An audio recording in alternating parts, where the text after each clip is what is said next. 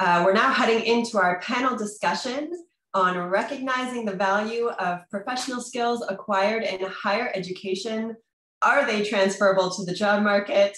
Talking about challenges and promising approaches. A little technical instruction before we begin. This panel will be bilingual, so some panelists will be speaking in English while others in French. Therefore, the audio interpretation feature will not be activated because of the frequent changes between languages. However, our doctoral student career representative, Christophe Allary, has kindly, thank you, Christophe, agreed to do some summary translations in the chat for both the panelists and the attendees to be able to follow the discussion. So I do ask all panelists and moderators to please talk at a relaxed pace so that all this back end activities can occur. And when you speak, to stay in one language if possible. As a backup, we do also have the AVA transcription happening if you prefer to toggle between the two languages through the transcription. So as some of you may know, CREER's annual student colloquium has been embedded into this 3-day Congress. So this panel discussion and the networking event this afternoon are organized by and in collaboration with the CREER Student Committee. Thank you for being so patient and engaged in this process. They've been waiting anxiously for 2 years for this. So we're really excited to open this discussion to some key invitees, students, and researchers so that we can continually evolve and elevate our career environment for future generations. So I'm going to hand it over to our 2 moderators for this panel discussion. The first is Jacqueline Lam, who we saw yesterday. Jacqueline is a PhD candidate in rehabilitation sciences at University of Montreal. She's under the supervision of Danny Gagnon and Gilles Lavigne, working on finding conservative treatment for obstructive sleep apnea patients. And our second moderator is Bernat de las Heras. Bernat is a PhD student in rehabilitation science at McGill University under the supervision of Mark Roig, looking at understanding the effects of cardiovascular exercise in brain recovery after stroke. So without further ado, Jacqueline and Bernat, the floor is yours. Thank you very much, Alida, for this lovely presentation. And thank you all of you to be here. I think like we all were expecting this discussion, especially all graduate students, because I think all this topic, it's touching all of us, and we're thinking about most of the time, I would say. I would love to start with a very short anecdote that happened to me when I was back in Spain. I asked one of my first supervisors, what was the best, to know a lot about one very specific topic, or to know a little bit less, but about a lot of different topics? And basically his answer was, you have to know a lot about everything. And still this answer, I still, think about this answer and during my PhD and my master here in Canada. And the reality is this, all graduate students from master to PhDs, we've been taught, or we've been reminded all the time that by the end of our studies, we're going to be able to answer a very specific question. We're going to be experts in one specific question. The reality, though, also is that throughout this journey, throughout this learning process, we will acquire a lot of skills, a lot of tools, a lot of expertise that is very difficult to find in other areas, a lot of other fields. And also, this back of experiences and tools and skills that we acquire during these graduate studies, they might be applicable or transferable to other topics in our professional and also like our non-professional life. So I think today we have a great opportunity to discuss about these topics, to know how or what are these tools and how can we better transfer them to non-academic or academic areas.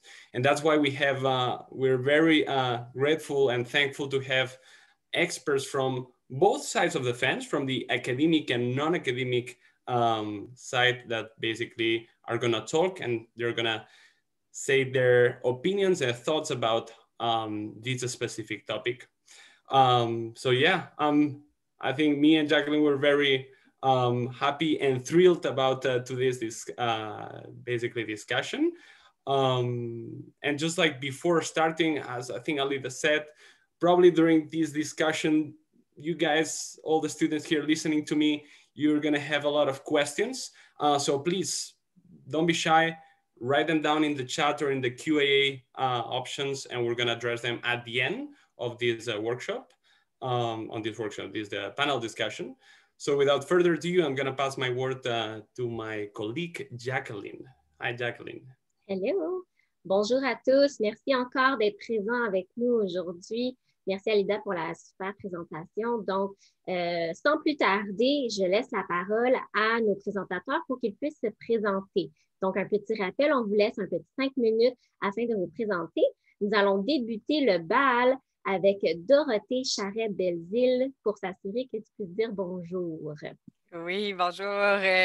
Ça me fait plaisir. Donc, Dorothée Charret-Belzile, je détiens un doctorat en psychologie, donc autant en recherche qu'en clinique. Puis, je suis surtout ici, en fait, à titre de présidente du comité intersectoriel étudiant des fonds de recherche du Québec. Donc, on est un comité là, composé d'étudiants à la maîtrise, au doctorat, de postdoc, mais aussi d'étudiants au collégial et au baccalauréat qui en fait, conseille le scientifique en chef sur les différents enjeux relatifs à la relève en recherche. Donc, c'est assez vaste comme mandat, mais on a mené dans les dernières années une vaste consultation sur la question des emplois académiques ou de l'insertion professionnelle en dehors des murs de l'université. Fait que c'est surtout de ça là, dont je vais pouvoir vous parler aujourd'hui, comme j'avais piloté là, ce projet-là. Super, merci beaucoup Dorothée. Ça me fait bien plaisir, Jacqueline, d'être présente avec nous. Ensuite, j'invite M. Mathieu Lafont à se présenter. Oui, bonjour, merci Jacqueline, merci de cette invitation. Donc moi, je suis Mathieu Lafont, j'ai un doctorat en sciences cognitives, mais je suis ici pour représenter Doctorate Management, qui est une compagnie qui s'occupe en fait de recrutement, qui est spécialisée sur le recrutement des PhD, des docteurs. Donc, on a 3 activités principales. Une activité vraiment de recrutement qui est notre cœur de métier, dans lequel en fait nos clients sont les entreprises et on cherche pour eux les meilleurs docteurs qui vont répondre à leurs besoins. On a une deuxième activité de recherche et développement qui nous permet de réaliser des études sur le développement et l'acquisition des compétences chez les docteurs.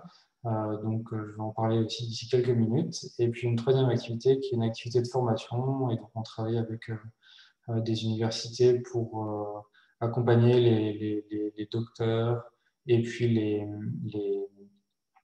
postdocs aussi, donc dans le développement de leurs compétences et puis leur transition professionnelle. Merci beaucoup, Mathieu, d'être présent avec nous. C'est un plaisir, merci. J'invite maintenant professeure Isabelle Gélina à se présenter. Bonjour tout le monde et merci pour la belle invitation. Alors, je suis professeure à l'École de physiothérapie et d'ergothérapie de l'Université McGill et je suis aussi en charge des programmes de maîtrise et doctorat, maîtrise avec thèse et doctorat à l'université.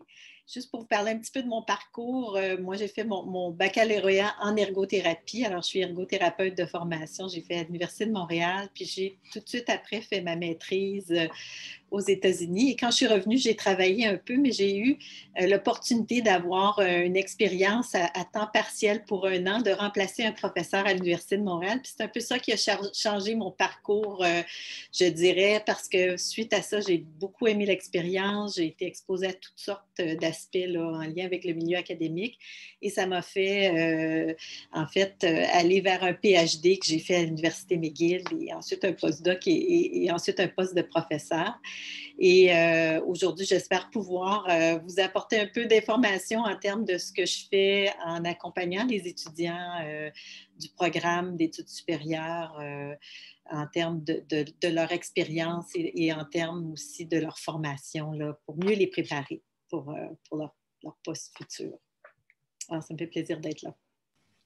Merci à vous d'être là. J'inviterai maintenant Madame Marie-Hélène Raymond à se présenter.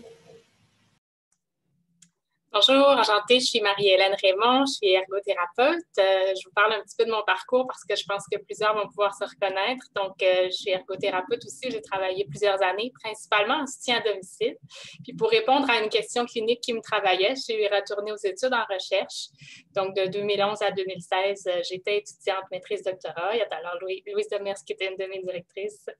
Et puis, j'ai vraiment adoré mon expérience tant en clinique qu'en recherche. Donc, quand j'ai terminé en 2016, j'avais vraiment l'intention et le souhait de travailler dans un domaine qui tourne peut-être autour du transfert ou de la mobilisation des connaissances pour être un peu à la croisée entre ces mondes-là. Et maintenant, depuis presque 4 ans, je travaille à l'Institut national d'excellence en santé et en services sociaux, donc l'INES. Et on fait principalement comme des ETMI, évaluation de technologie, mode d'intervention, en fait, ou des recommandations de meilleures pratiques pour répondre aux questions principalement du ministère de la Santé et des Services sociaux qui veut améliorer les pratiques, l'organisation des services.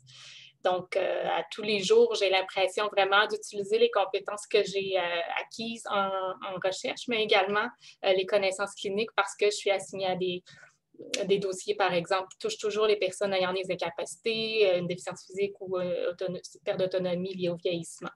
Donc, je suis bien contente. Là, ça va me faire plaisir de vous en parler davantage aujourd'hui, ainsi que peut-être d'autres opportunités pour travailler dans le milieu gouvernemental, paragouvernemental ou même dans le réseau avec des postes semblables. Super. Merci beaucoup de votre présence aujourd'hui, Marie-Hélène. J'inviterai maintenant professeure Louise Demers à se présenter. Oui, bonjour tout le monde. Merci pour cette belle invitation. Donc, je suis Louise Demers, professeure titulaire à l'École de réadaptation de l'Université de Montréal.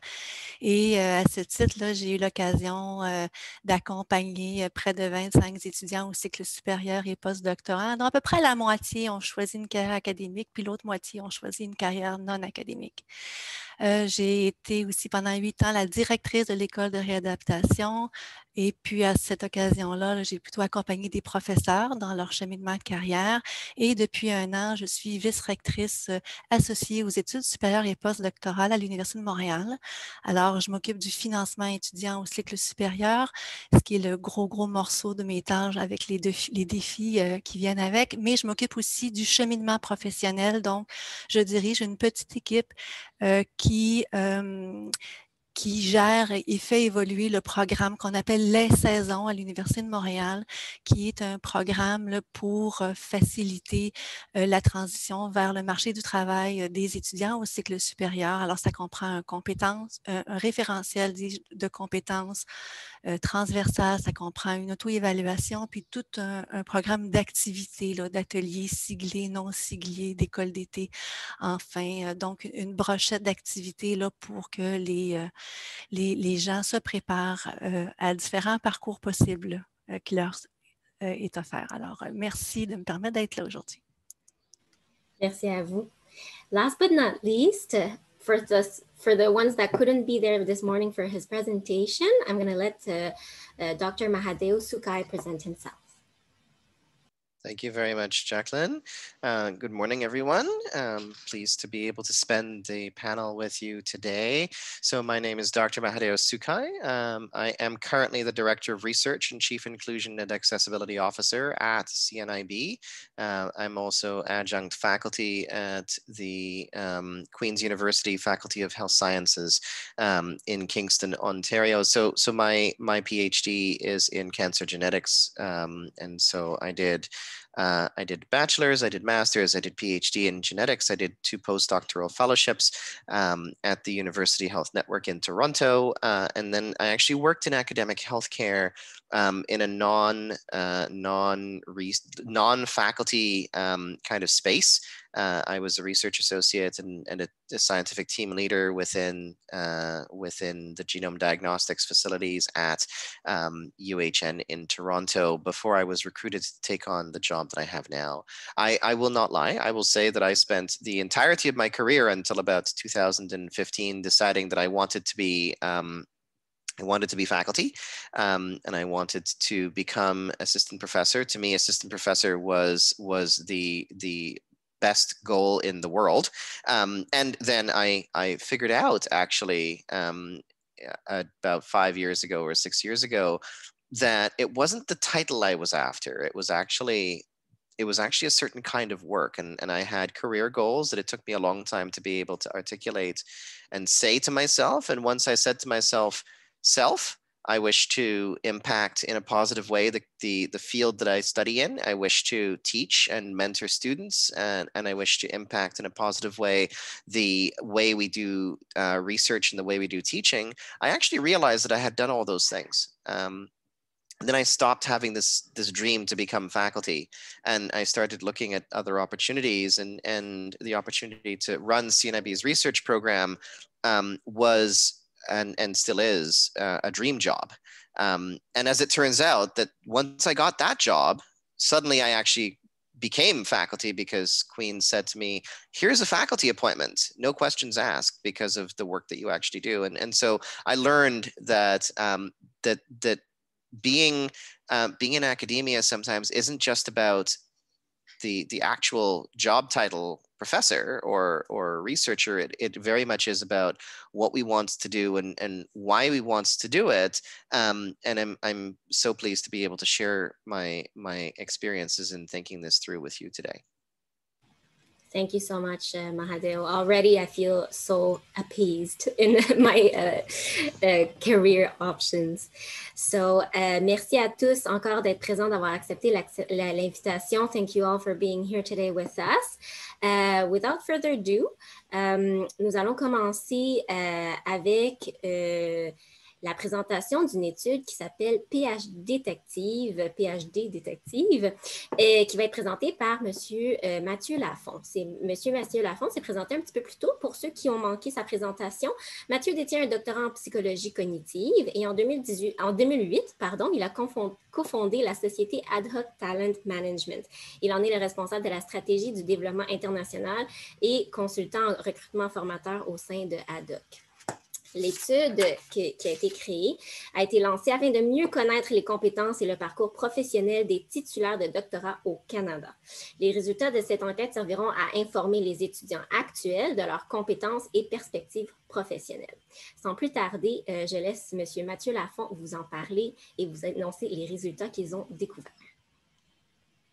Merci beaucoup, Jacqueline. Effectivement, on a décidé de réaliser une étude qui avait pour but de découvrir un petit peu quelles étaient les compétences des PhD au Canada. Et donc, on a lancé cette étude qui s'appelle PhD Détective afin d'essayer de cartographier un petit peu les différentes compétences que les titulaires de doctorat au Canada pouvaient avoir, et surtout de savoir si ces compétences-là étaient en adéquation finalement avec ce qu'attendaient les recruteurs, que ce soit dans l'académique ou dans les autres secteurs privés. Alors pourquoi est-ce qu'on a lancé cette étude? C'est parce qu'on s'est rendu compte qu'au Canada, comme de nombreux autres pays, on a à peu près 6000 personnes qui ont un doctorat par an, mais il n'y en a que 18% qui finiront dans une carrière universitaire, par avoir un poste permanent dans une carrière universitaire, ce qui fait que 80% des docteurs qui sont diplômés chaque année, qui sont gradués chaque année, en fait, vont aller dans d'autres carrières. Et effectivement, pourquoi s'intéresser aux compétences? Parce que la transition de ces carrières universitaires, puisque le doctorat, le PhD est le début de la carrière universitaire, vers d'autres carrières se fait sur la base des compétences. Alors, qu'est-ce qu'on entend par compétences? Les compétences, en fait, sont, donc nous, on considère, suivant la définition qui a été donnée par le voteur, que les compétences sont les ressources qui vont être mises à disposition pour pouvoir résoudre ou faire face à différentes problématiques. Donc, ce n'est pas la compétence en tant que telle, c'est-à-dire qu'on ne va pas regarder si les gens sont compétents, mais par contre, on va regarder quelles sont les ressources qu'ils vont développer afin de pouvoir faire face à différentes situations professionnelles. Ceci étant dit, les deux objectifs de l'étude étaient assez clairs, c'est essayer de cartographier quelles sont les compétences des docteurs, des PhD au Canada, et puis de regarder s'il y avait une adéquation entre les perceptions des docteurs et les attentes des recruteurs. Alors, comment est-ce qu'on a réalisé cette étude? On a fait un premier volet quantitatif, dans lequel en fait on a récolté, grâce à une enquête en ligne, des questionnaires auprès d'un millier de doctorants et de docteurs et de près de 155 recruteurs. Et puis ensuite, on a réalisé un volet qualitatif dans lequel on a essayé d'approfondir les différents résultats que nous avons obtenus par le biais d'entrevues individuelles et des groupes de discussion. Donc, je vais essayer de présenter rapidement les résultats. La première question qu'on a posée, c'est quelles sont les compétences que vous avez acquises ou que vous avez améliorées au doctorat, c'est-à-dire les compétences qui sont spécifiquement travaillées ou développées pendant le diplôme de doctorat. Et on a publié il y a déjà quelques années une liste de 121 compétences, un référentiel de compétences de 121 compétences qui semblait être commun à tous les docteurs, quel que soit leur pays d'origine, leur discipline ou leur pays dans lequel ils avaient réalisé leur doctorat. Sur la base de ces 121 compétences, on a essayé de regarder quelles étaient les compétences qui étaient réellement spécifiques au doctorat. Je vais en parler un petit peu. Alors, pour vous donner un petit peu l'échantillon qu'on a obtenu dans cette enquête-là, on avait un échantillon qui n'était pas complètement représentatif de l'ensemble des docteurs du Canada, surtout vis-à-vis de la langue, puisque nous sommes une compagnie qui est basée à Montréal, et donc on avait un réseau qui était plus important au Québec, et de fait on avait effectivement pas mal de gens de langue française qui répondaient en langue française, mais aussi pas mal d'anglophones là-dessus. Et donc sur les disciplines et sur l'antécédence du doctorat, même si on avait une population qui était relativement jeune, elle était relativement cohérente par rapport à la population qui est décrite par Statistique Canada. Et donc, on a juste redressé légèrement les données de manière à avoir un échantillon qui soit complètement représentatif de l'ensemble des docteurs au Canada.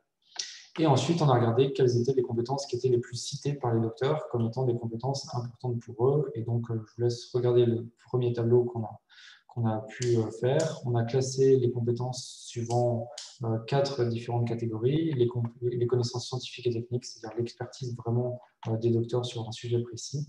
Les compétences techniques transférables, c'est-à-dire des compétences qui sont techniques mais qui sont applicables à différentes situations professionnelles. Les compétences transversales, telles que la communication, la gestion des délais, les aptitudes et qualités, et puis les savoir-être, comme celles qui sont mentionnées ici. À partir de ces compétences les plus citées, on a défini que ces compétences-là, qui étaient les plus citées, on a regardé si elles étaient influencées par la discipline de recherche du doctorat, l'antécédence du doctorat, le financement, les modalités de financement du doctorat ou la co-tutelle. Et en fait, on a regardé avec des tests de Kikaré quelles étaient les compétences qui n'étaient pas influencées par aucun de ces facteurs, de manière à essayer de regarder quelles étaient finalement les compétences cœur, on appelait les compétences cœur des docteurs, c'est-à-dire les compétences que les docteurs développent, quelle que soit leur discipline d'origine, quelle que soit leur antécédence du doctorat, etc. Et donc, on a identifié un certain nombre de compétences que je présente ici en rouge, qui sont les compétences qui sont développées de manière indépendante de tous ces facteurs que j'ai présentés là. Et donc, la partie intéressante, c'était une fois qu'on a obtenu ces premiers résultats, dont on pourra reparler, c'était de voir est-ce que ces compétences-là sont les compétences qui représentent à la fois le mieux les docteurs d'un point de vue des recruteurs, et est-ce qu'il y a des compétences qui manquent encore aux docteurs. Donc, quand on compare les compétences qui sont citées par les docteurs et par les recruteurs, eh bien, on voit qu'il y a quand même un certain recouvrement, c'est-à-dire que les docteurs et les recruteurs sont relativement d'accord sur le fait que les docteurs développent des capacités d'analyse, une certaine autonomie, une expertise scientifique et technique, des interprétations, une capacité d'avoir une pensée critique, une profondeur d'analyse, une certaine rigueur, etc. Donc ça, c'était quelque chose qui était assez intéressant, puisque finalement, on se rend compte qu'il y avait une certaine adéquation entre les compétences qui étaient développées par les docteurs et puis les attentes des recruteurs. Donc, en vert, c'était vraiment les compétences qui ont été citées par les recruteurs, mais qui ne sont pas mentionnées par les docteurs. Et donc, en fait, l'attente des recruteurs pour un docteur était la capacité d'adaptabilité, par exemple, l'engagement envers son travail, les capacités d'innovation, etc. Et ça, c'est des capacités ou des compétences qui n'ont pas été citées par les docteurs. Et puis maintenant, en rouge, c'est les capacités qui ont été citées par les docteurs et qui ne sont pas valorisées finalement par les recruteurs, comme la pédagogie, la communication écrite, orale, la connaissance de l'académique ou la persévérance. Et ça, donc on a essayé d'identifier donc ces différentes compétences et de regarder quelles sont finalement les compétences qui étaient manquantes. Et donc, quand on pose la question de quelles sont les compétences qui sont manquantes pour les docteurs, eh bien, ils disent que c'est la connaissance de l'environnement industriel, ce sur quoi aussi s'accordent les recruteurs. Donc, en bleu, vous avez les compétences qui sont à la fois manquantes pour les docteurs et pour les recruteurs. Et donc, ça nous a permis aussi de travailler sur quelques pistes d'amélioration, de manière à pouvoir avoir des docteurs qui développent des compétences qui sont intéressantes aussi pour les recruteurs. Donc, en fait, c'est vrai que la connaissance de l'environnement industriel était une compétence, comme je le mettais ici, qui était manquante à la fois et qui était décrite à la fois par les docteurs et par les recruteurs. Et néanmoins, dans les entretiens, dans les entrevues qu'on a pu avoir avec certaines personnes, on s'est rendu compte que finalement, par exemple, la connaissance de l'environnement industriel était une compétence que effectivement les docteurs ne possédaient pas à la sortie du PhD, mais néanmoins qu'ils avaient une capacité d'adaptation et une capacité de pouvoir apprendre qui permettait de les remettre très rapidement en lice dans ce type de compétences, et ils devenaient assez rapidement des experts, même s'ils ne connaissaient rien au début au secteur dans lequel ils étaient amenés à évoluer, et ça c'était quelque chose d'assez intéressant. D'autre part, sur la communication orale, en fait, il y avait un manque c'est pas tellement la capacité de communication, mais c'était un manque de savoir-faire de la pédagogie, c'est-à-dire que les docteurs étaient capables de parler à d'autres titulaires de doctorat, mais finalement avaient des difficultés à se faire comprendre de gens qui n'étaient pas forcément non titulaires de doctorat. Donc voilà un petit peu les premiers éléments de cette enquête qu'on sera peut-être amené à discuter pendant ce panel. Mais il y avait une chose sur laquelle je voulais insister aussi et sur laquelle je voudrais conclure, c'était qu'il y avait la confiance en soi. Et ça, c'était vraiment quand on a interrogé un docteur qui avait un parcours vraiment intéressant dans l'industrie, il nous a dit que selon lui, le plus grand défi auquel les docteurs font face au début de carrière, c'est le manque de confiance en leurs compétences. C'est-à-dire qu'ils n'ont pas vraiment conscience de ce qu'ils valent et de ce que leurs compétences ont comme valeur au sein des différentes industries. Et même si on fait des événements comme ça, où si les docteurs entendent parler des compétences qu'ils ont, ils n'arrivent pas à en être persuadés. Et c'est ça qui est vraiment l'enjeu clé, c'est d'arriver à ce que les PhD ou les étudiants au PhD arrivent à se rassurer là-dessus en sachant, en prenant conscience des compétences qu'ils ont et en prenant conscience de l'intérêt que ces compétences peuvent représenter dans des secteurs industriels également. Voilà. Et donc pour ça, pour améliorer des pistes qu'on a développées nous au sein d'Actant Management, c'était de se dire qu'il fallait vraiment repenser le doctorat comme une première expérience professionnelle. Et donc finalement ne plus dire à la fin du doctorat qu'il y a une insertion professionnelle à faire, puisque l'insertion professionnelle est déjà effectuée, donc c'est une poursuite de carrière qui est à faire. Et donc vraiment repenser le doctorat comme une expérience professionnelle à part entière, de manière à pouvoir vraiment valoriser les compétences qui ont été développées pendant le doctorat, comme étant des vraies compétences professionnelles.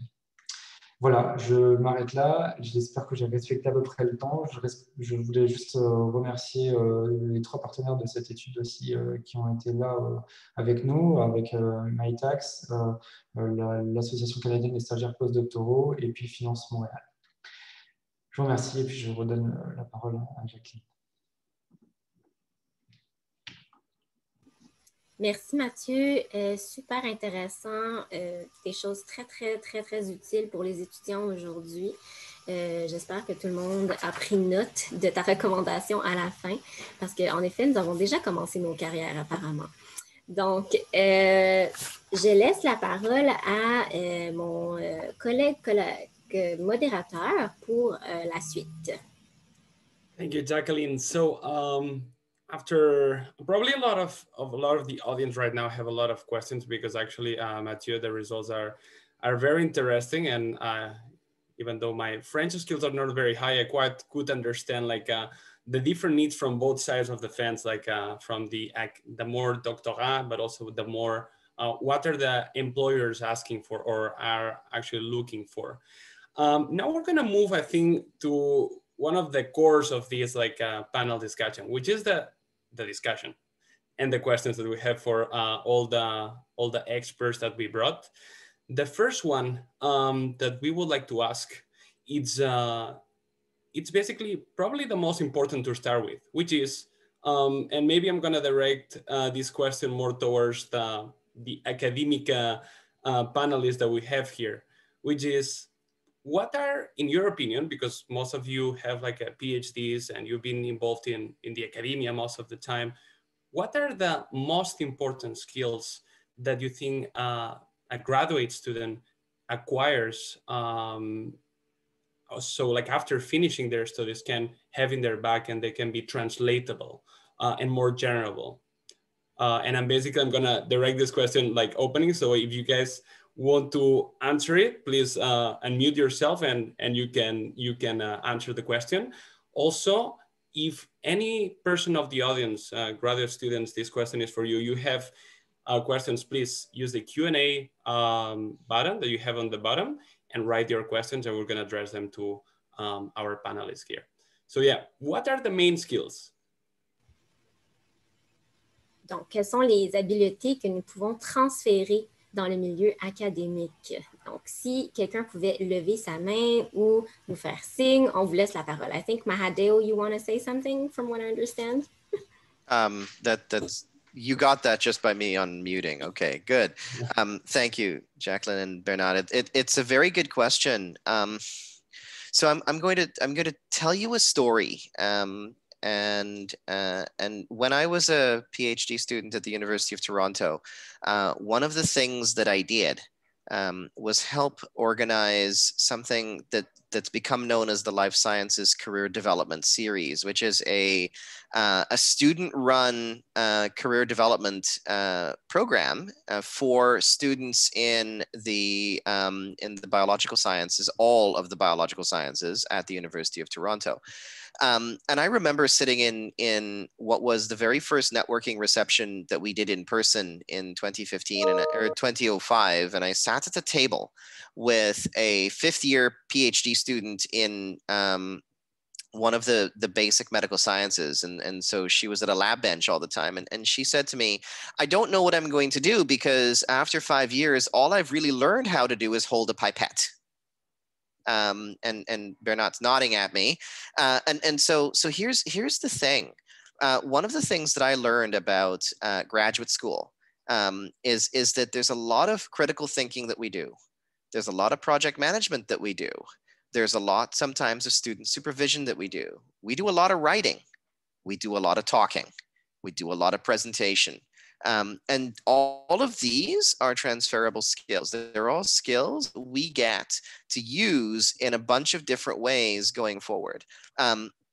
Another one of my students did something with his time as a PhD student that when he first told me he did it, I was actually really mad at him. But the more I think about it, the more I realize he actually had a very good point. And so I retract my anger at my former student.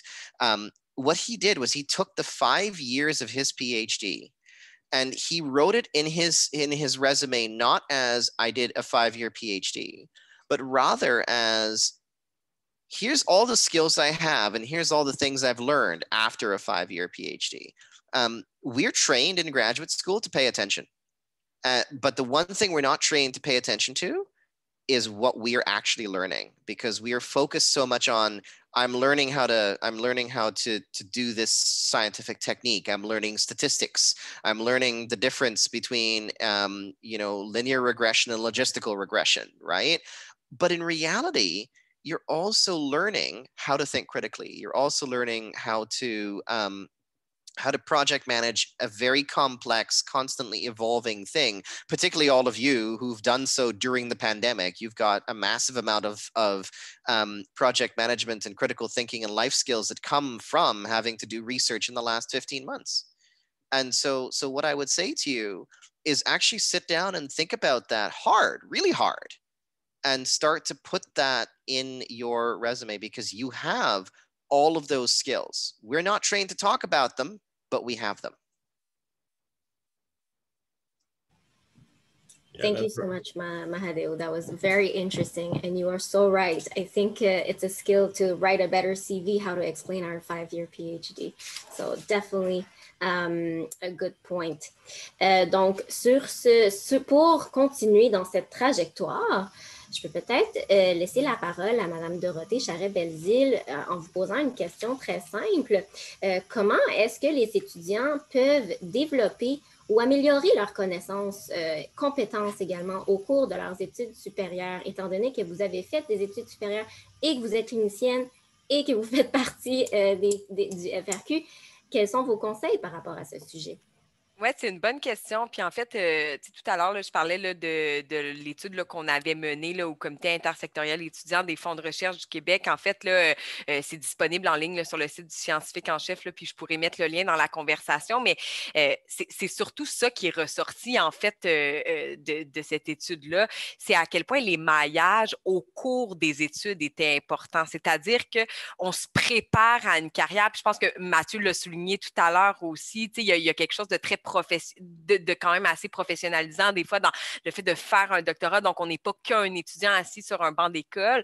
Mais ce qu'on voyait, c'est que finalement, les success stories, c'était souvent des gens qui, au cours de leur parcours, que ce soit à la maîtrise, que ce soit au doctorat, aient eu des expériences, par exemple, en dehors du milieu académique, mais aussi dans le milieu académique, dans l'industrie, mais aussi, par exemple, dans d'autres milieux. Donc, de pouvoir avoir un peu ces interfaces-là, mais pas seulement au moment où on vient à se chercher un emploi. Donc, de pouvoir un peu forger. Puis, en fait, ce que les étudiants nous disaient, c'est que ça leur permettait de mieux définir leur parcours, d'avoir, par exemple, telle expérience de stage dans un milieu de pratique qui est, oui, dans leur domaine, mais hors du milieu universitaire, leur permettait de voir mais ça, c'est une possibilité d'emploi. Peut-être que je vais mettre plus d'œufs dans ce panier-là, finalement.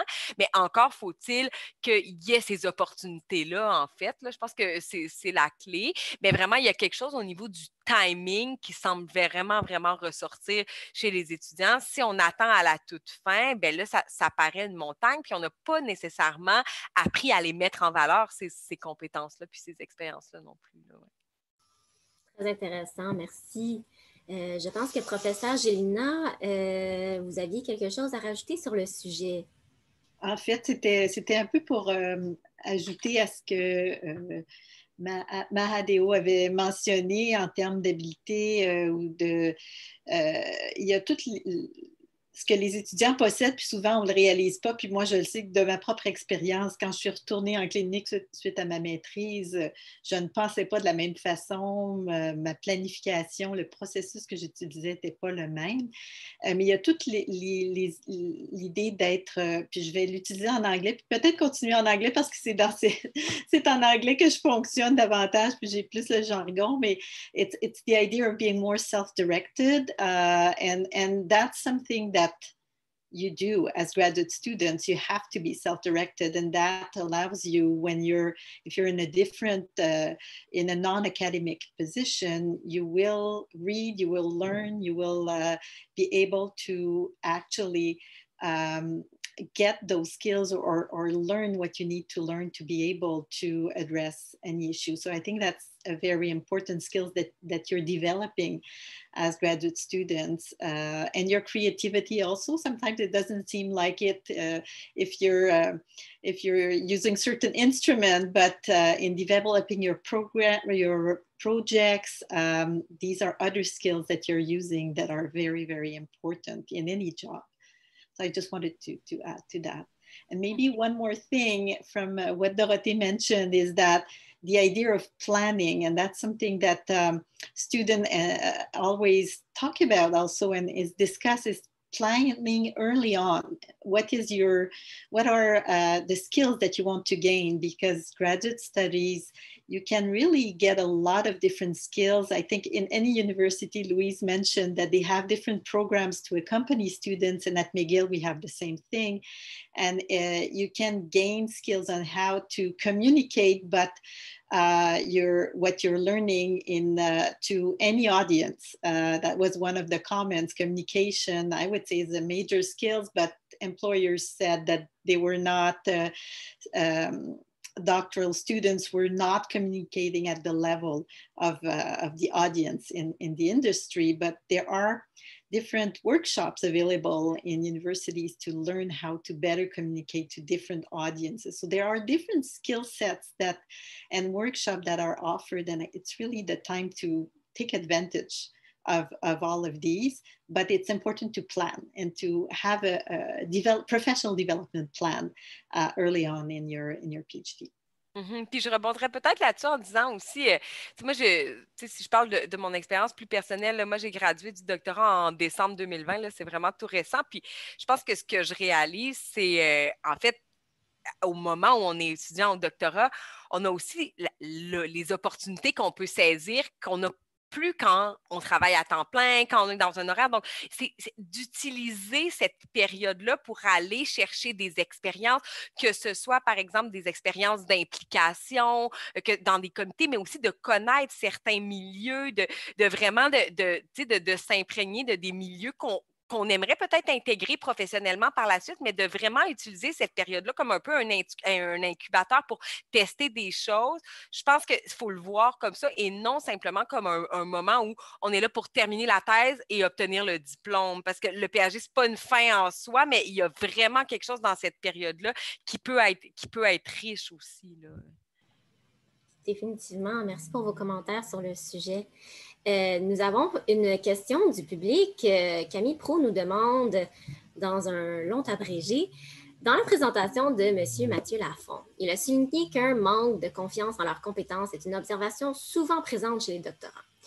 Après plusieurs discussions, autant avec des professionnels, des doctorants et même des professeurs en début de carrière, et ce, dans plusieurs domaines, plusieurs m'ont déjà mentionné avoir un sentiment d'imposteur lié à ce manque de confiance en soi et en leurs compétences. J'aimerais donc savoir si les panélistes ont déjà ressenti ce sentiment et si c'est le cas, ce sentiment s'est-il transformé avec le temps? Sinon, est-ce un sentiment qui persiste et peut être vu comme positif? Je vois des sourires. Est-ce qu'il y a quelqu'un qui Marie-Hélène? Je peux peut-être répondre un peu. En fait, je trouve ça intriguant. J'avais peut-être jamais vraiment réalisé ça. Mais de le voir écrit comme ça, je me dis, peut-être. Je ne comprends pas pourquoi. C'est pas énorme, c'est pas quelque chose qui m'habite ou qui m'empêche d'avancer ou quoi que ce soit. Mais je ne sais pas si le fait de faire un doctorat ou de pousser à la recherche, il y a peut-être quelque chose dans la réflexion scientifique qui fait en sorte qu'on voit quelque chose comme la vérité ou comme un espèce d'idéal très, très haut à atteindre qu'on ne pourra peut-être jamais vraiment atteindre complètement, ou si on est plus conscient de ce qui manque ou de ce qu'on ne sait pas, ou parce que peut-être aussi on a poussé à fond un sujet, un seul sujet dans le détail, puis on est peut-être devenu conscient aussi de tous les sujets qu'on n'a pas creusés. Je ne sais pas, il y a peut-être quelque chose d'un peu inconscient qui est là, que je trouve intéressant parce que je n'ai pas la réponse dans votre citation que vous montriez. C'était écrit « Je pense que ça ne suffira pas de juste leur dire. » Ben, je ne sais pas c'est quoi qu'il faut alors. Est-ce que c'est à nous de revoir? Puis je pense que d'entendre cette présentation, ce panel aujourd'hui peut aider nous peut-être à prendre davantage conscience de tout ce qu'on a plutôt que de se centrer sur ce qui nous manque pour atteindre une espèce d'idéal impossible. Je ne sais pas, c'est des réflexions. Définitivement. Je pense des réflexions très, très pertinentes, surtout pour les étudiants gradués. Il y avait beaucoup d'autres sourires. Est-ce qu'il y avait d'autres personnes qui voulaient rajouter sur le sujet? Oui, si je peux me permettre, j'avais envie de sourire parce que ça correspond très précisément à ce qu'on entend de nos étudiants. Puis tantôt, il y avait la question des compétences recherchées, mais je pense que les compétences recherchées par les employeurs, ce sont les compétences que les doctorants et les étudiants qui terminent à la maîtrise ont. Sauf qu'il y a les gens n'en seront pas conscients, je pense, du point de vue des recruteurs également, comme du point de vue des étudiants. Et puis, on observe, nous, dans nos activités à l'Université de Montréal, avec du coachage, avec des simulations d'entrevues, que finalement, les gens ne sont juste pas conscients des compétences qu'ils ont développées et qui sont considérables en communication aussi, à travers différentes modalités. La collaboration requise pour compléter des études à ce niveau-là, c'est énorme. Gérer des projets en termes de leadership, la littératie numérique. En tout cas, il y a les compétences que nous, on a identifiées comme étant essentielles à l'employabilité. En grande partie, les étudiants en cycle supérieur les développent, mais sans en prendre suffisamment conscience. Donc, je renforce le point qui a été mis d'inscrire ça dans le projet d'études dès la première année et d'avoir donc une réflexion continue pour prendre conscience et compléter aux besoins les secteurs où on veut aller plus loin. Il y a des défis là-dedans, puis un des défis, puis en tant qu'académique, je me permets quand même de le dire, parce que maintenant, je l'ai eu ma promotion, c'est que des fois, le monde universitaire n'aide pas les étudiants à bien évoluer là-dedans parce qu'il y a des exigences de productivité ou d'avancement d'activité en laboratoire. Fait qu'il y a comme des conflits un peu d'intérêt par rapport au développement ou à l'épanouissement des compétences liées à l'employabilité hors académique avec le goût ou les besoins de faire avancer un laboratoire et puis de se centrer sur une mission plus centrale. En tout cas, une chose est certaine, les gens qui sont au cycle supérieur, ce sont des apprenants exceptionnels à tous les niveaux.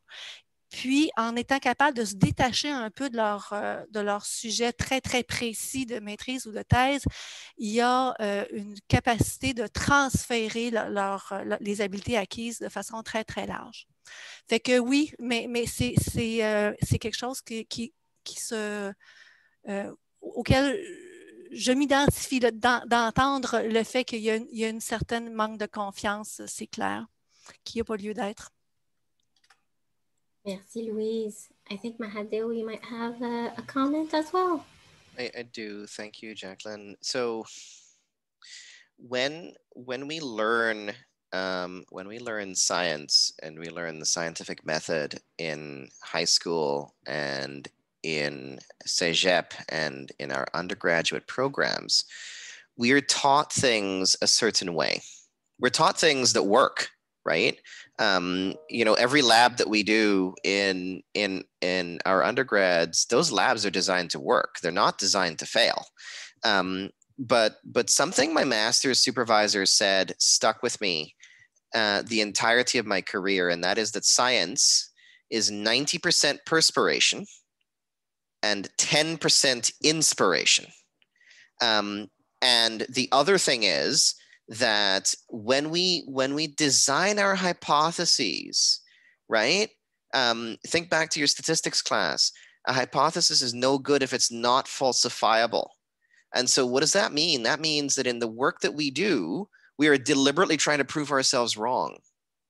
And the thing is that unless we actively recognize that proving ourselves wrong is actually a good thing, then it's a very demoralizing space to be in. I'm not surprised about imposter syndrome. I'm not surprised about the sense that we have that says we are not competent.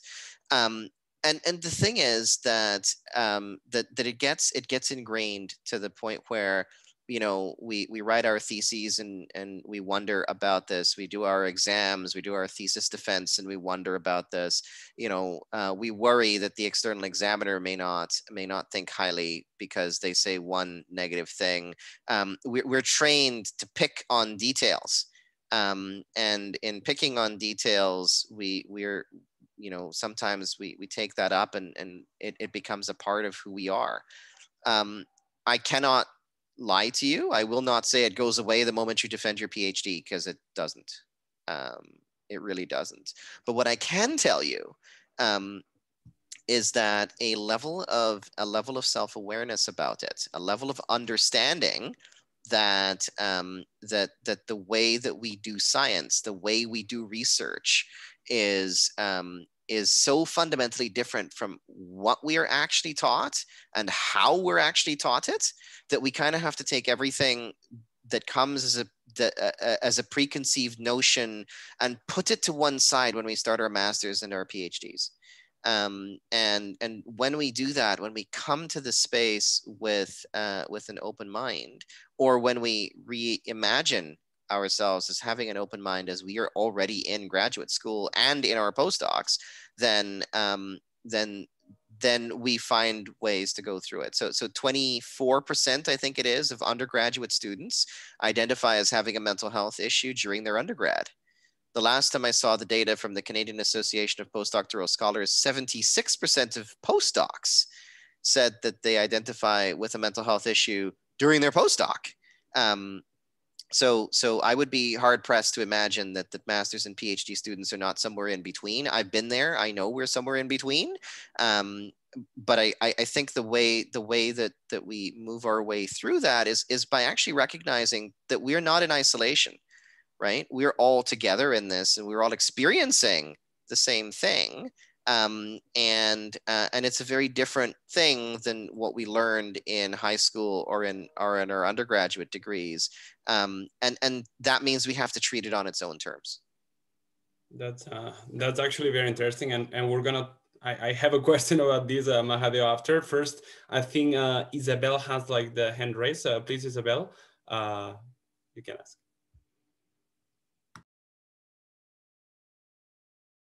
You're muted, Isabel. Sorry. Thank you. Thank you so much. One more thing I wanted to add in terms of confidence is the idea also of experiencing different skills or different types of jobs. For example, if you're interested in academia, you have the chance oftentimes to do TA-ship, to teach in certain classes. And by experiencing it, you do also get some feedback, and so that can be helpful also in terms of raising confidence because you're actually doing it, but also trying to do different experiences, taking on leadership position, such as what you're doing, Jacqueline and Bernat, with the research center, gives you that experience of leadership, which is also a key skill.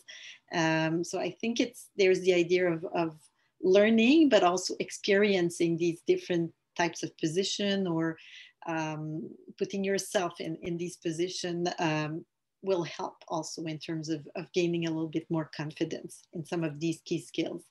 Oui, puis j'ai mis je répondais, il y avait des questions qui étaient posées dans le chat, puis j'y ai répondu directement, mais je pense que ça peut valoir la peine de le dire à haute voix. En fait, il y en a des opportunités, par exemple, les bourses pour stage en milieu de pratique des fonds de recherche du Québec, ou par exemple, MITAX qui offre des opportunités comme celle-là, vraiment d'aller chercher une expérience dans des milieux qui sont vraiment, oui, connexes au domaine d'études, mais qui souvent sont quand même très, très différents, là, parce que, par exemple, c'est des milieux gouvernementaux ou vraiment des entreprises privées ou quoi que ce soit. Donc, ça vaut la peine d'aller voir ces opportunités-là. Souvent, ça peut même s'inscrire dans le cursus, donc ça n'amène pas nécessairement un retard dans les études. Donc, vraiment, ça peut valoir la peine. Moi, j'en profite pour vous quitter. Je pouvais rester seulement jusqu'à 11h, mais ça m'a fait vraiment plaisir d'être sur le panel. Là. Je vous souhaite une très belle fin de journée.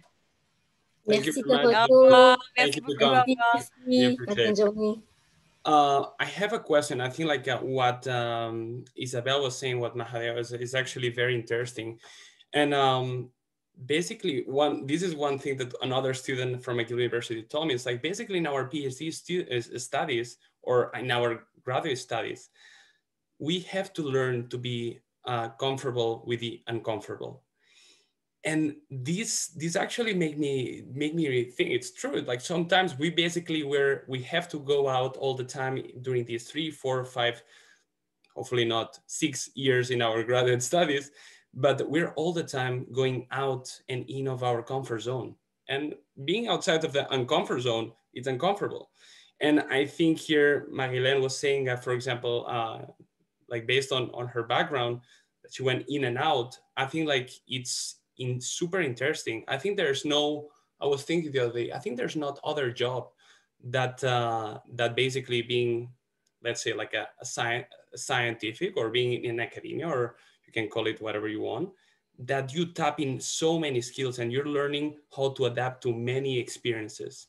So yeah, basically it's very interesting what you were saying, like Mahadeo, because I think when you when you start to do your graduate studies, we have been not taught that we don't have to know everything.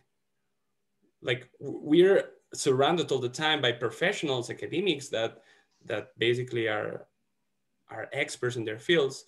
And sometimes I think as a graduate students, we don't see this as a marathon. We see this as a 100-meter sprint. And I think from the universities, at least from, I'm talking with my experience, I think would be very important to emphasize that yes, it's a marathon where every day we're learning a little bit more. And hopefully when we go to bed, we're a little bit better than the day before. Instead of thinking, no, I have to reach this point. I have to be like this expert. So this is just like a general idea. I don't know if Mariela and Mahadeo or the other people want to follow up on this. It's Mahadeo. Mahadeo, sorry. I will start. No, you pronounced my name very well, Bernat, because you hablas español, see? So the Spanish way of pronouncing my name is much closer to the reality than the English. So thank you for that. So you said something really funny at the very beginning that made me want to laugh, and I'm going to comment on it and then respond to your other points. You're absolutely right. Academia is just about the only place where we get to exercise so many skill sets in such a in such a diverse array of opportunity, right? I mean, how many other jobs are you going to be doing the kinds of things that you're doing in a PhD or in a postdoc? And you know what? To some degree, we get spoiled, because at the end of that, there's only certain kinds of jobs that we feel like we want to do or we feel like we should do. But then in what I've discovered is the private sector and the not-for-profit sector, you know, people don't look at the PhD experience or the postdoc experience, and they don't know how to translate it very well. And so part of this is a career panel for you folks, but the other part of this is, you know, now that I'm a research director in a nonprofit environment, how can I actually make my job kind of profiles attractive to students who are coming out, right? And the problem is that in the nonprofit sector, the public sector, the private sector, job profiles tend to be very specific. They're not very generalist. But coming out of a PhD, yes, we're doing this super specific technical thing, but in doing that super specific technical thing, we learn a whole pile of other things that make us very fantastic generalists. Right? One of my friends actually went into consulting after her PhD. And she went into consulting because of the critical thinking, because of the stakeholder management, because she likes communication. And she did that because for her, it was the best way to exercise kind of her broad skill set, right? And so you're absolutely correct that in grad school, there's this diverse array of things that we get to do. I think the question is, coming back to what I said at the very beginning, are we paying attention to all of that? Or are we focused on this super specific technical thing that we're taught we're supposed to pay attention to? So then the other thing that I think I want to comment on, Bernat, is just from a perspective of kind of the experience that I've had. I think a lot of what I could say as career advice comes down to, it's really important to be observant to what it is you're doing and what it is you're learning, and how it is you're doing it and how it is you're learning it. And I'll be honest, sometimes you're going to have a supervisor who is going to say to you, your job is to do this specific thing. My job is to get the funding and write the papers and manage everybody. And so they don't want you to look outside of the space that they give you. Other supervisors are going to say, absolutely, I want you to look outside the space that I give you because it's my job to teach you. I'm going to give you the skill set so that one day you can do the thing that I do. Because the way that the PhD and the postdoc are built, and the masters too, it's sort of academic self-replication, right? It's a research supervisor teaching you how to ultimately be a research supervisor. That's supposed to be what it's all about, and that's what I try to do when I supervise my students. But I also know that a number of people don't always get there. And so another one of my funny stories. So when I was in grad school and when I was a postdoc, I was all over student leadership.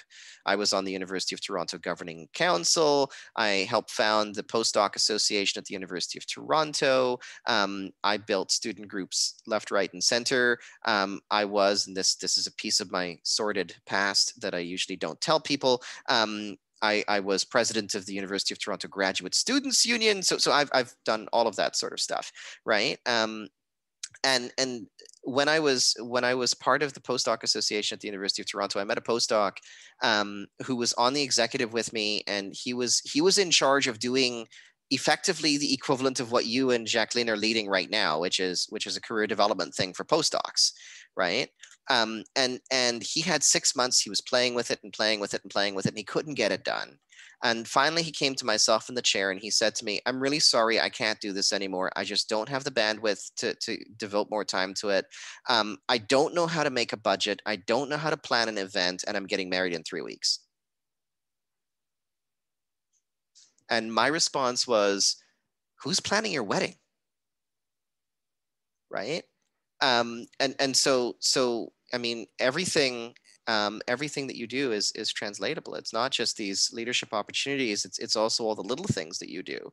And so you know, I come back to my message from earlier, which is it's really important to pay attention. Thanks, Mahadeo. Mahadeo, I think you had, tu avais peut-être quelque chose à rajouter, Marie-Hélène, un peu plus tôt? Oui, ben en fait, c'est que la discussion me fait réfléchir sur justement cette importance des compétences spécifiques versus générales. Puis ça me fait réaliser que dans mon travail, en fait, il y a une très grande adéquation entre les compétences qu'on a vues tout à l'heure dans la présentation de Mathieu Lafont. En fait, ce qui était écrit là, c'est vraiment écrit noir sur blanc dans l'offre d'emploi, spécifiquement compétences analyse, synthèse, communication, écrite, orale, rigueur, etc. Et donc, je vois qu'effectivement, peut-être que le passage dans le milieu universitaire qui est très hiérarchique, puis par définition, quand on est étudiant, bien, on est au bas de cette échelle-là. Puis peut-être qu'on importe un peu ce sentiment d'imposteur de ce fait-là parce qu'on côtoie des gens qui ont des chaires de recherche, puis tout ça, c'est impressionnant. Nous, on n'est pas à ce niveau-là. Mais quand on sort finalement du milieu académique, c'est peut-être aidant de se rappeler que les gens, eux, c'est les compétences qu'ils veulent, puis ils connaissent même pas souvent cette hiérarchie-là. Moi, mes supérieurs n'ont pas passé par ce chemin. Ils ont toutes sortes d'autres compétences très impressionnantes, mais ils ne vont pas me juger sur mon nombre de publications ou quoi que ce soit. Donc, en fait, eux, c'est vraiment, ils sont contents des compétences qu'on a acquises, puis qu'on peut mettre à profit justement pour autre chose, mais c'est pas tant ce qu'on a étudié ou notre sujet de doctorat qui va les intéresser que le fait de pouvoir utiliser cette méthode d'analyse pour l'appliquer à d'autres projets. Donc, peut-être que ça peut nous aider justement à retrouver cette confiance puis à miser sur ces compétences-là. Et puis par rapport à ce qu'on dit depuis tout à l'heure, l'importance d'avoir différentes expériences pendant le doctorat ou les études supérieures, je suis d'accord, puis ça peut nous donner aussi d'autres compétences, tout ça. Par contre, je vois peut-être un piège parce que j'ai quand même rencontré plusieurs personnes ou d'autres étudiants qui, à travers toutes ces expériences-là, finalement, soit ont décidé de ne pas terminer leurs études ou sont un peu éparpillés. Puis je pense qu'effectivement, toutes ces expériences autres, il faut savoir trouver un équilibre. Et il y a toutes sortes de choses qu'on peut apprendre dans ces expériences-là, mais il ne faut pas sous-estimer ce qu'on peut apprendre aussi dans notre thèse puis dans le projet, parce que toutes les compétences qui sont recherchées, par exemple, dans mon emploi, bien, je les avais aussi juste dans la thèse. Donc, peut-être trouver un équilibre justement là, entre ces expériences extérieures et la thèse elle-même. Merci de ce commentaire, c'est très intéressant. Et en effet, il ne faut pas oublier de ne pas s'éparpiller dans nos 5 ans, 6 ans d'études graduées. Donc, on a une autre question du public qui porte sur l'importance dans notre parcours académique d'avoir des moments avec un mentor ou du support pour parler de l'avenir et éviter de continuer juste pour continuer dans nos études. Est-ce que c'est important? Comment on choisit un mentor? Avec qui on discute de tout ça? Je sais que dans certaines universités, par exemple, moi, à l'Université de Montréal, on a un plan d'études, on a des parrains, des marraines. Est-ce que c'est le cas partout? Est-ce qu'on devrait aller chercher des personnes pour nous aider davantage à penser à nos options de carrière? Aujourd'hui, je pense que c'est un super bel aspect de pouvoir discuter de ça avec vous, mais qu'est-ce que vous avez fait, vous, dans votre parcours?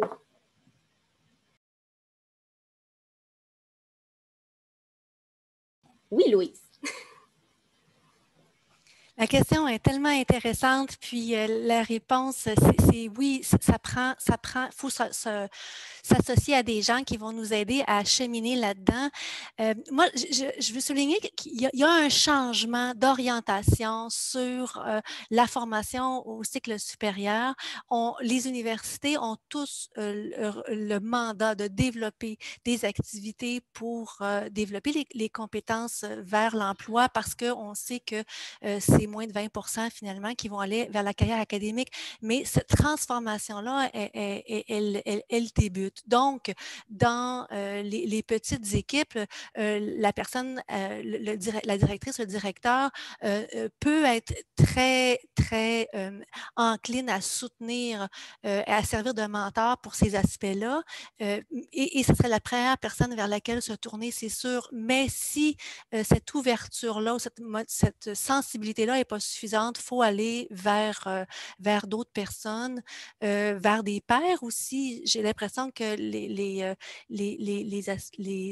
les étudiants entre eux sont extraordinairement dynamiques et soutenants vers les comités d'études supérieures. Donc, il n'y a pas sûrement une seule réponse, mais définitivement que c'est complexe, cette réflexion-là, puis que c'est bon d'avoir des échanges tout le long du parcours.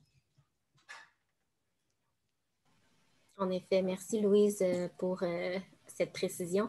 Oui, Isabelle. J'ajouterais peut-être, je suis tout à fait d'accord avec ce que Louise mentionne, et puis peut-être juste le point additionnel, c'est que souvent on voit le superviseur comme étant le mentor, mais c'est pas, il peut être un mentor, oui, pour certains aspects, mais ça peut être indiqué d'aller vers d'autres mentors pour d'autres aspects. Par exemple, je regarde juste au niveau de comment fonctionne à l'école de réadaptation comme professeur. Les nouveaux professeurs ont un mentor recherche et souvent un mentor au niveau de tout l'aspect éducatif. Donc, je pense que c'est important de penser qu'on n'a pas seulement à aller vers son superviseur, mais qu'il peut y avoir différents mentors, puis qu'on découvre aussi au cours de notre formation des gens avec qui on voit qu'il y a des affinités, puis qu'il y a des intérêts, puis qui peuvent nous guider.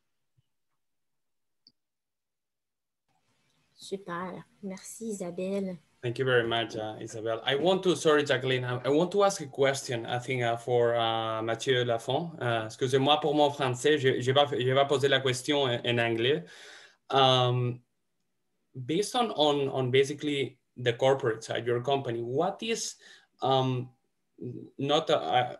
know the study, like I think you very well described like the competencies and basically the needs from both sides of the fence. What is your personal opinion, or what do you see from your company that basically are that skills of the graduate students that basically reach you? And also, what are the companies that basically use your platform interested, especially? What is your insights on this? Merci pour cette question. Alors, effectivement, alors déjà pour répondre à la deuxième question, avant de répondre à la première, la deuxième question, je vais vous dire que les entreprises qui s'intéressent aux docteurs sont très variées en termes de secteur d'activité ou même de taille. On trouve peut-être des petites entreprises, des startups ou même des très grandes entreprises. Je dirais aussi que les entreprises sont intéressées par les PhD pour deux raisons principales. La première raison, c'est soit effectivement leur expertise technique et scientifique très pointue, Mais aussi, la deuxième raison pour laquelle ils peuvent être intéressés par les PhD, c'est vraiment justement les compétences qu'on va retrouver chez un PhD, et notamment cette démarche scientifique principalement, qui va servir dans plein de postes différents, comme des postes de conseil, voilà, des choses comme ça, dans lesquelles il va vraiment y avoir ce besoin en compétences. Donc en fait, on a vraiment deux axes. Soit les PhD sont intéressants pour les entreprises par leur connaissance ou leur expertise scientifique ou technique très pointue, ou soit par justement toutes les compétences dont on a parlé jusqu'ici, ce qu'on appelait les compétences transférables, transposables. Voilà. Maintenant, quelles sont les compétences spécifiques des docteurs, des PhD? Moi, je pense que ce qui est important à dire, c'est que finalement, c'est pas une compétence en tant que telle qui va être intéressante pour une entreprise, c'est vraiment la combinaison d'un certain nombre de compétences. C'est-à-dire que, par exemple, on parlait tout à l'heure, je ne sais pas, d'esprit critique ou de choses comme ça. Évidemment, tout le monde a un esprit critique, quel que soit, effectivement, si on est étudiant à la maîtrise, puis au doctorat, puis, je ne sais pas, même si on a un bac, tout le monde a cet esprit critique-là. Par contre, le fait de retrouver un certain nombre de compétences de manière conjointe au sein d'une même personne, c'est ça qui va faire la spécificité du doctorat. Et c'est là-dessus que nous, on va travailler, c'est sur ce pool de compétences-là qu'on va retrouver chez une même personne qui va être intéressante pour une compagnie ou pour une entreprise. Donc, je ne vais pas dire que c'est une compétence particulière qui va être plus ou moins intéressante, mais c'est vraiment la capacité à avoir en même temps plusieurs compétences combinées chez une même personne qui va faire vraiment cette spécificité-là. Et c'est ça qu'il faut essayer de se rendre compte aussi, c'est qu'effectivement, pendant son doctorat, pendant le PhD, ce qu'on va faire, c'est qu'on va réfléchir à des sujets de recherche, effectivement, et donc on va mettre en œuvre un certain nombre de compétences de manière conjointe, et c'est ça qui va définir en fait ce pool de compétences intéressantes pour les entreprises sur les PhD. Et maintenant, j'ai vu aussi quelques questions aussi dans le chat, puis je voulais réagir par rapport aux questions précédentes qui ont été posées sur le syndrome de l'imposteur. C'est vrai que c'est quelque chose qui a été c'est quelque chose qui est très important. Je suis désolé de revenir un peu là-dessus. Moi, ça m'est arrivé effectivement quand j'ai créé mon entreprise, puisque moi, j'avais jamais fait de recrutement finalement avant. Puis on était deux à créer cette entreprise-là, puis on s'est dit on va faire du recrutement pour les entreprises. Puis on s'est dit, mais avec qui on est finalement pour faire du recrutement alors qu'on ne sait pas ce que c'est, puis on n'a jamais fait ça de notre vie. Là. Puis en fait, il n'y a jamais personne qui m'a posé la question. Il n'y a aucun de mes clients qui m'a jamais demandé si j'avais déjà fait du recrutement avant. Puis en fait, la seule chose qui les intéressait, c'était est-ce que vous êtes capable de m'aider, de m'accompagner? Est-ce que tu vas être capable de remplir ton mandat là? Puis en fait, c'est ça qui est important pour les compagnies. Et ça m'a aidé à justement dépasser ce syndrome de l'imposteur. Puis ça m'a aidé aussi à comprendre, de se dire, finalement, qu'est-ce que c'est que faire du recrutement? Puis il faut aller chercher des compétences. Puis j'ai déjà fait de la bibliographie pendant mon doctorat, puis j'étais capable de chercher des choses sur des bases de données, puis j'étais capable aussi d'en faire des résumés, puis j'étais quand même capable d'analyser un certain nombre de documents. Et en fait, finalement, j'ai rapproché toutes les choses qu'il y avait à faire dans le processus de recrutement de ce que j'avais déjà fait pendant mon doctorat, puis je l'ai fait comme un scientifique, puis comme un PhD, là, puis finalement, je me suis rendu compte que ça marchait plutôt pas mal, là, puis qu'on avait comme des bons résultats. Et en fait, finalement, c'est ça qui m'a aidé aussi à me développer et à avancer. Et en ça, je voudrais vraiment appuyer sur un point qui a été mentionné par Isabelle, notamment tout à l'heure, ou même par Louise, par Marilyn, en fait, par tout le monde, c'est que finalement, pour se rendre compte à quel point on a des compétences, il faut se confronter à quelque chose de réel. Alors, ça peut être effectivement par le biais d'un accompagnement, en discutant avec des gens pendant son PhD. Ça peut être en faisant des expériences extracurriculaires ou des stages MITAX ou voilà, plein de choses différentes. Mais effectivement, le fait de se confronter à un principe de réalité, à quelque chose de concret, de réel, ça va nous aider à nous faire prendre conscience de nos compétences, comme moi j'ai pu en prendre conscience quand j'ai commencé à faire une activité pour laquelle j'avais a priori aucune compétence. Puis je me suis rendu compte que finalement je pouvais mettre en œuvre un certain nombre de compétences que j'avais acquises dans un autre domaine. Et c'est ça qui était important. Et je voudrais finir là-dessus, c'est finalement, dans nos études, je ne l'ai pas présenté aujourd'hui parce que je n'avais pas beaucoup de temps, mais dans nos études, on montre que les gens qui ont un projet défini avant la fin de leur PhD sont des gens qui vont être beaucoup plus satisfaits dans leur emploi après le PhD, quel que soit l'emploi ou quel que soit le projet d'origine. Et en termes de satisfaction, c'est vraiment un boost, j'ai envie de dire, d'avoir un projet professionnel clairement défini à la fin de son PhD. Et je pense qu'effectivement, ça, c'est quelque chose qui est très, très important. C'est effectivement travailler un vrai projet, quel qu'il soit, pendant son PhD pour arriver à prendre conscience de ses propres compétences et puis essayer de dire, OK, quelles sont les compétences qui pourraient me manquer et comment est-ce que je pourrais les acquérir pendant mon travail de doctorat. Voilà. Super, merci Mathieu. Sur ce sujet, que je pense que maintenant, on comprend tous qu'on a les habiletés qu'il nous faut pour trouver un travail. Maintenant qu'on est des étudiants gradués confiants, on a tout ce qu'il faut pour réussir dans la vie, trouver un poste. Quelles sont les ressources qui sont les plus efficaces à travers lesquelles les étudiants pourraient rechercher un emploi dans un milieu académique ou non académique? Est-ce que vous avez des conseils pour nos étudiants?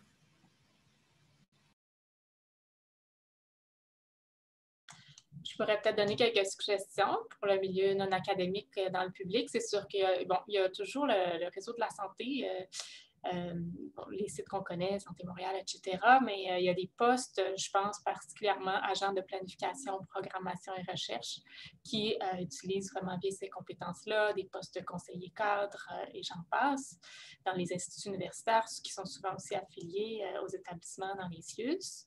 Et puis, j'irai voir sur l'organigramme du ministère de la Santé et des Services sociaux, en haut à droite de l'organigramme, il y a une boîte avec une douzaine d'organismes parapublics, paragouvernementaux, qui relèvent du ministère, mais qui ne font pas exactement partie. Donc, c'est sûr que l'INES en est un, mais il y a l'Institut national de santé publique, l'Office des personnes handicapées du Québec, la RAMQ, etc. Il y en a plein, le commissaire des soins de fin de vie.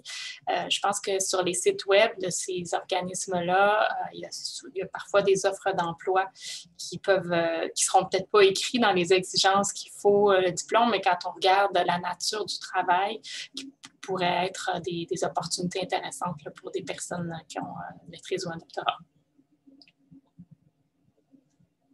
Merci Marie-Hélène. Je suis sûre qu'il y a beaucoup de gens qui vont amener du trafic dans ces sites Internet dans très peu de minutes. Est-ce que dans le domaine académique, vous auriez des suggestions? Parce que souvent, les étudiants, ce qu'on fait, c'est qu'on va sur le site de l'université pour laquelle on pense appliquer, puis on regarde là. Est-ce qu'il y a un endroit qui rassemble toutes les universités ensemble? Comment vous avez trouvé votre travail, vous? Comment avez-vous appliqué?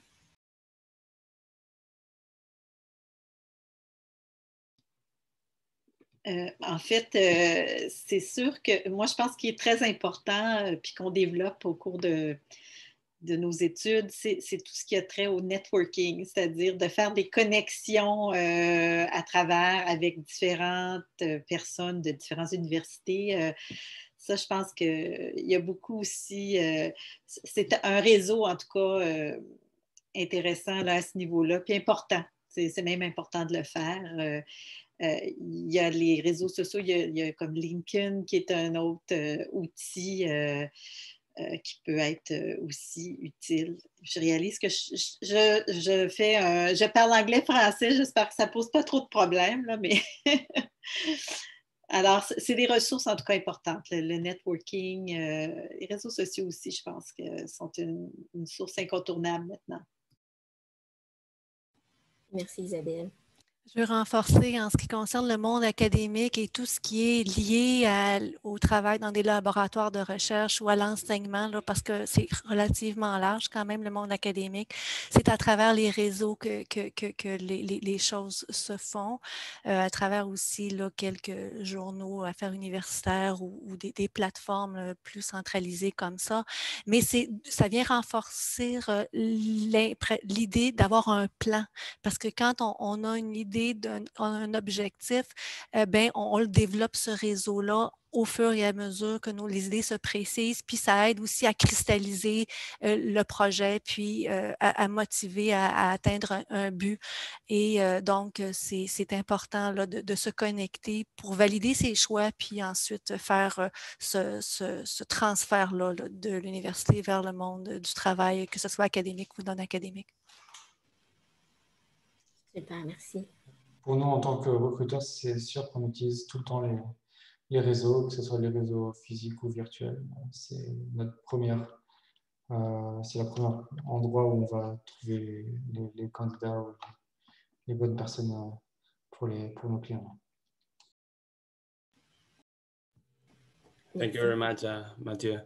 And maybe because like we're reaching the end of this panel discussion, there's maybe the most burning question that most of the audience here, especially the graduate students, are thinking, and it's basically what we're gonna do after graduation. Like after learning all these skills, after getting all this small bag with all these like great tools that we acquired during our high level education studies, what we're gonna do, because sometimes it seems that it's completely dichotomous. It's like, okay, either you stay in academia or you don't stay in academia, but what are the different ranges of this? So basically, I would like to ask, because here we have a great experts from both sides of the fence, what is your advice for all the students that now are listening to us about our decisions after finishing our graduate studies? I know that is a very complex question, but I think it's the one that matters more for the people listening right now. Yes, Mahadeo. So thank you, Bernard. It's not so binary.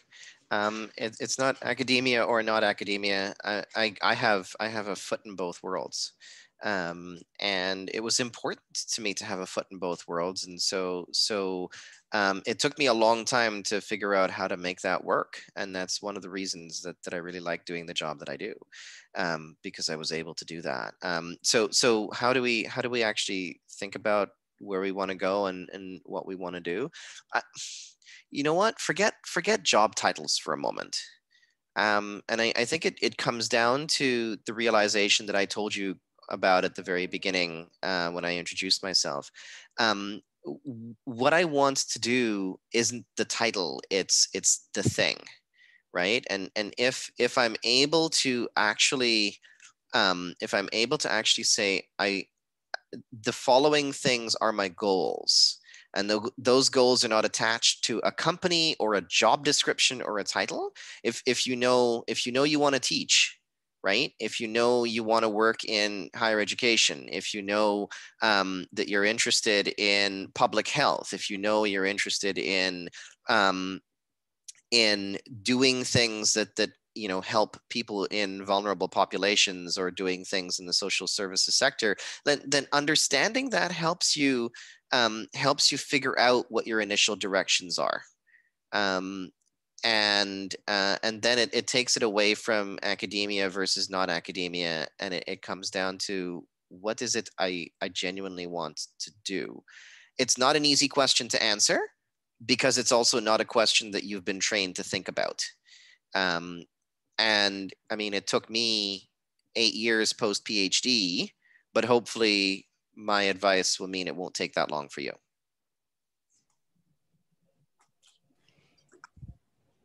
Thank you, Mahadeo. Hélène, oui. J'aurais quelques conseils, moi, de mon côté. C'est certain que si on peut avoir un objectif dès le début, tant mieux, mais j'aimerais peut-être rassurer ceux qui ne savent pas encore c'est quoi leur objectif, parce que des fois, on ne le sait pas, puis j'ai envie de dire que c'est correct si on ne sait pas c'est quoi notre destination exactement.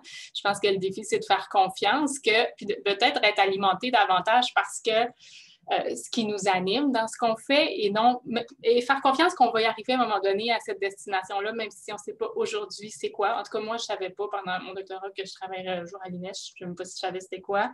Et ça, ça prend un certain temps. Puis je suis assez d'accord avec Dr. Sukai. Ce n'est pas tant le titre de ce que je vais faire, mais d'être attentif pendant nos études puis toutes les expériences, c'est quoi les parties du travail qui sont vraiment, qui me procurent du plaisir, puis d'être ouvert au fait que ça ne sera peut-être pas celle qu'on pensait. Moi, j'avais toujours, dans mon travail clinique, je pensais que ce qui m'animait le plus puis qui était ma priorité dans la vie, c'est le contact avec les clients. Puis ça demeure quelque chose que j'aime beaucoup, mais finalement, en recherche, j'ai trouvé autre chose. J'ai réalisé que moi, c'est quand j'écris une discussion ou au début d'un projet, quand on est dans la conception, et c'est là que je me sens vraiment à ma place. Puis j'ai réalisé que c'est peut-être le côté créatif, finalement, de ça qui m'anime. Puis ça, je ne le savais pas avant, mais ça prend une certaine réflexion pour réaliser ça. Puis on ne le sait pas toujours pendant qu'on le fait. Je pense que ça prend un certain recul. Donc, mon dernier conseil, ça serait peut-être, si on peut se le permettre financièrement, c'est de se laisser un petit temps, même après nos études, quelques temps pour y penser. Moi, personnellement, j'ai soumis ma thèse un vendredi. J'ai commencé un nouvel emploi le lundi, mais c'était peut-être pas ce que je trouve qui était le plus gagnant parce que j'ai pas eu ce temps-là de réflexion. Puis en fait, il y a comme une fatigue aussi qui peut venir après. Donc, moi, je dirais de se laisser le temps de réfléchir à tout ça. Ça ne peut peut-être pas nécessairement prendre 8 ans, mais ça prend peut-être plus qu'une journée aussi. Donc, c'est correct si on ne le sait pas tout de suite. Merci, Marie-Hélène. Est-ce qu'on a d'autres commentaires à rajouter sur le sujet, d'autres conseils à donner peut-être? En fait, moi, je voulais renforcer sur ce que Marie-Hélène a mentionné, c'est d'être, pendant les études, c'est ça, d'être un peu à l'écoute puis d'avoir une certaine réflexivité en termes de ce qu'on fait. Puis exactement, peut-être d'avoir différentes expériences puis de trouver ce qui nous donne, ce que Marie-Hélène mentionnait exactement, le plus de plaisir, ça peut nous aider à nous enligner. Et l'autre chose, c'est d'avoir une ouverture aussi, une certaine ouverture. Puis certains étudiants m'ont mentionné qu'ils entraient là, dans leur doctorat avec l'idée d'avoir un emploi au niveau académique, puis qu'ils n'avaient jamais considéré peut-être d'autres types d'emplois, puis que ça avait été une erreur à leur niveau. Donc, d'avoir quand même une certaine ouverture à ce qui se présente aussi. Mais ça a été mentionné, il ne faut pas se perdre non plus là-dedans, mais je pense que c'est important aussi là, d'essayer de voir vraiment dans quel type de tâches ou quels aspects on est le plus heureux ou on trouve qu'on a vraiment, ça va nous apporter beaucoup. Là. Et on peut apporter beaucoup aussi dans le futur. Merci Isabelle. Est-ce qu'on avait d'autres commentaires sur le sujet? Je vois Louise qui hésite, mais non? Non. Je trouve que c'est très, très bien exposé par Marie-Hélène, par Isabelle. Se laisser le temps, valoriser ce qu'on aime, prendre le temps de réfléchir, puis après ça, faire le plan, connaître ses forces et ses faiblesses aussi, se regarder dans le miroir, puis après ça, s'ajuster aux compétences recherchées par le type d'emploi qu'on veut. Mais il y a de sages personnes dans votre panel. Merci Louise. J'aurais peut-être une question qui s'adresse peut-être plus à nos étudiants internationaux. Nous vivons au Québec. Pas tout le monde de nos étudiants parle français. Donc, ils se demandaient quelles sont vos suggestions pour les étudiants internationaux qui étudient ici. Est-ce que vous avez des cheminements à leur suggérer, surtout si ils se cherchent un travail au Québec? Est-ce que vous avez des conseils sur le sujet? Le réseau et le réseau. Pour connaître des gens, pour se faire accompagner, pour avoir des appuis, pour connaître la culture du milieu du travail et les possibilités. C'est vraiment ce qui me vient à l'esprit. Je suis tout à fait d'accord avec Louise. Les étudiants dans leur programme ou à l'université qui sont déjà en cours de doctorat ou qui ont déjà du vécu puis qui ont des expériences puis qui peuvent partager, c'est important. Et l'autre chose, c'est que apprendre le français, je sais qu'on a plusieurs étudiants à McGill qui viennent de différents pays, puis le fait d'apprendre le français aussi, ça aide beaucoup, surtout s'ils veulent demeurer au Québec par la suite. Tout dépend des plans aussi, là, des étudiants, mais il y a toutes sortes de formations qui sont offertes, puis on a des étudiants qui commencent même avant le début de leur parcours à prendre des cours et à avoir un peu des mentors avec qui ils peuvent échanger aussi en français, si c'est quelque chose qui est souhaité là.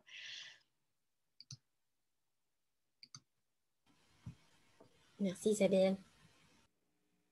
So thank you everyone. That was great. That was a great panel discussion. I think at least me, I hope I'm talking for the rest of the audience, was like very inspiring, I would say, and it helped us to understand more and try to solve all these questions that are still occurring in the back of our mind during graduate studies, and hopefully it helped us to clarify how can we better use these skills during our higher studies, either master or PhD. How can we transfer them to other areas, not only in our professional field, but I think like in our life in general. So I think before closing this, I think I'm gonna interrupt. Yeah. And actually, we have a very interesting in the chat question. Hey, go ahead. Before you wrap up, Bernat, I'm going to jump in and je vais vous poser la question encore d'un de nos étudiants très intéressant. Récemment, dans le journal Le Devoir, un article mentionnait la baisse du français dans le domaine de la recherche. À votre avis, quelle est la place du français en recherche en considérant que l'anglais est la langue la plus traditionnelle? On a abordé la langue, on a parlé de réseautage pour des plans de carrière. Que pensez-vous du français dans la recherche? Un défi continuel.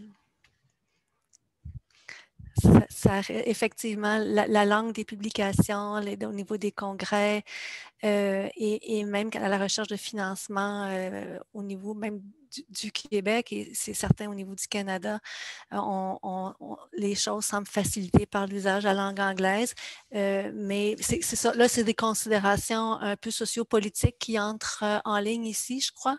Donc, ça reste un défi qu'il faut continuer à relever, mais qui va peut-être un petit peu au-delà de l'enjeu de l'employabilité, où là, les besoins de maîtriser les deux langues au Québec sont évidents. Merci, Louise. Effectivement, là, pour travailler aussi dans le domaine public au Québec, même en utilisant la recherche, moi, je peux vous dire que je travaille, tout se passe en français. Il y a même à peine la traduction de nos résumés, peut-être qui se fait en anglais, mais tout le reste est en français. Donc, et puis, bon, on prend la littérature dans la langue qui est presque toujours l'anglais, certainement, mais la langue de production, la langue des réunions, les webinaires, tout ce qu'on fait est vraiment en français. Merci. Sorry to have interrupted you, Bernat. I just found the question so interesting, I had to ask it. Right. So on this note, I think I can talk for Bernat and I. Thank you all. Merci à tous d'avoir été là. And I'll let Bernat finish up on the subject. Again, just want to thank, first of all the panelists that came to this to this great panel discussion. I think we covered a lot of things. Of course, we couldn't cover all of them because probably this would take 6 hours discussion. But thank you very much to be here, and also thank you, the audience. I hope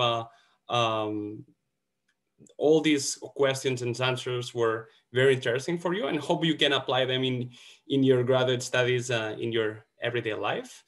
And before closing up, I think I'm gonna pass the word to Alida, that is gonna say a couple of things. But again, thank you very much, all of you, and I hope you have a beautiful day. Yes, thank you, Bernat, and thank you to both of you for moderating this bilingual challenging panel. And for Christophe, who I think was on a 100-meter sprint there with translating in both languages. Thank you so much. Before I hope you're also actually primed for the networking activity this afternoon, where some of our panelists also will be a part of that activity. And we have other distinguished guests that will be joining us as experts. We have 13 in total. And in order to connect to that event, it will be on the 4Waves platform. So you have to sign into your 4Waves account. On the top in English, it's called abstracts. In French, I think it's présentation. And you can filter by the networking activity and find the 13 different rooms that you can join and talk individually, well, in small groups with each of our distinguished guests. If you have any technical issues, please join the Zoom link, this Zoom link actually, and we have a 4Waves technician that will help you out.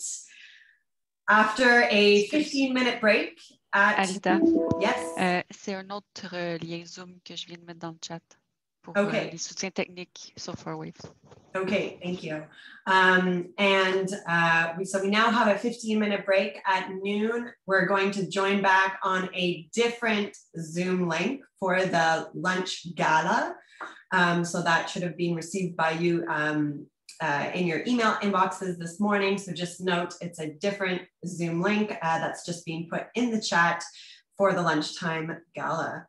Thank you again for all of our, for this wonderful discussion and for our invited panelists for your time. And we'll see you this afternoon.